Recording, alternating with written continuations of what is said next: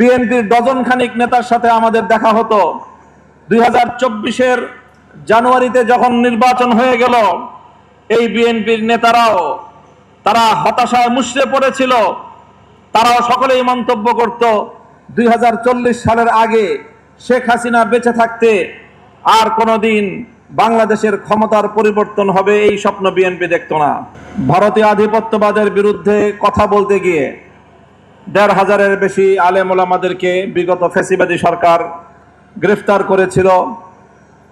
তার মধ্যে সবচেয়ে তাদের জন্য আতঙ্কজনক আসামির নাম ছিল মামুনুল হক। 3 বছর পর্যন্ত আমাকে কারাগারে বন্দী করে রাখা হয়েছিল। 2024 সালের 3রা মে মুক্তি পেয়েছিলাম, তবে সেটা ছিল শুধু বাহ্যিক মুক্তি। মুক্তি দেওয়ার আগে তারা আমার নাকে রশি বেঁধে আমাকে নিয়ে তামাশা করেছে। ছেড়ে দিয়েছে, কিন্তু নাকের মধ্যে রশি বাঁধা ছিল।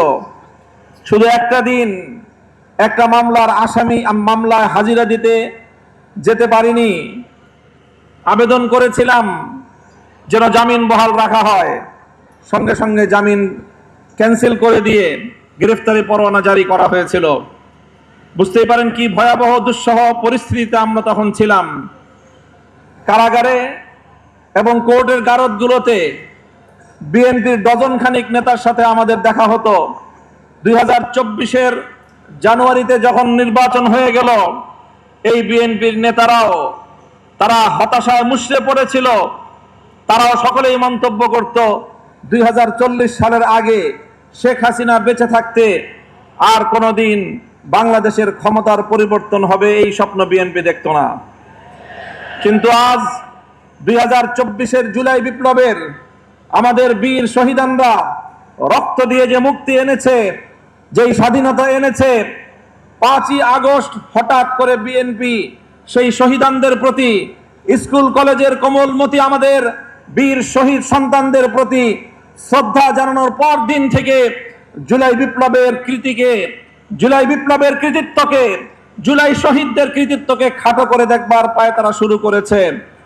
তাই আজ এই পর্যায়ে এসে আমরা বলতে চাই, বিএনপির সাথে অনেক কথাবার্তা হয়েছে। জুলাই বিপ্লবের সকল বক্তব্যগুলো সামারাইজ হয়ে গণভোটের মাধ্যমে জাতির সামনে উত্থাপিত হয়েছে।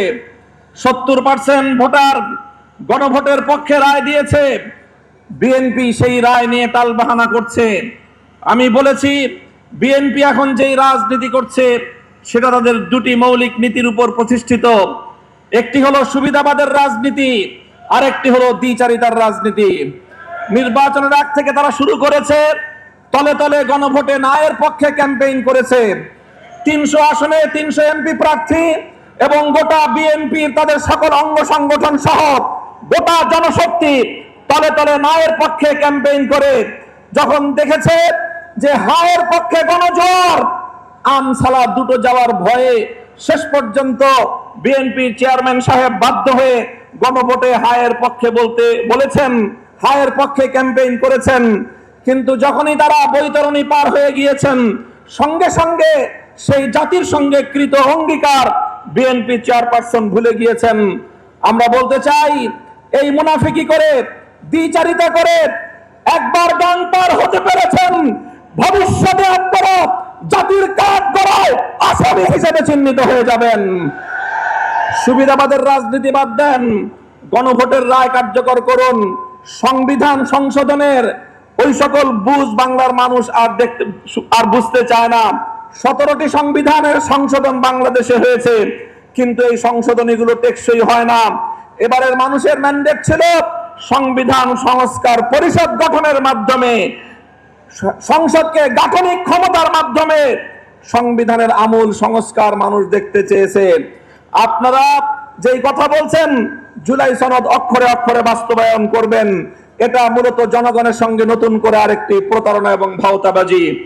আপনারা জুলাই সনদের স্পিরিট বাস্তবায়ন করতে চান না। আপনারা আপনাদের নোট অফ ডিসেন্ট গুলো জাতির উপর চাপিয়ে দেওয়ার পায়ে তারা চালাচ্ছেন। এভাবেই যদি আপনাদের চলতে থাকে, জুলাই যোদ্ধাহত যোদ্ধারা এবং জুলাইয়ের শহীদ পরিবার, জুলাই যোদ্ধারা বাংলাদেশে আবার জুলাইয়ের মতো নতুন করে আরেক সংগ্রামে নামবে। ইনশাআল্লাহ আমিও কথা দিচ্ছি সেই সংগ্রামের সম্মুখ সারিতে আমরা বুক পেতে দিয়ে থাকবো। শাহাদাতের রক্তের মর্যাদা যদি প্রয়োজন হয় আমাদের শাহাদাতের মর্যাদা যাবে। বাংলার মানুষকে মুক্ত করেছে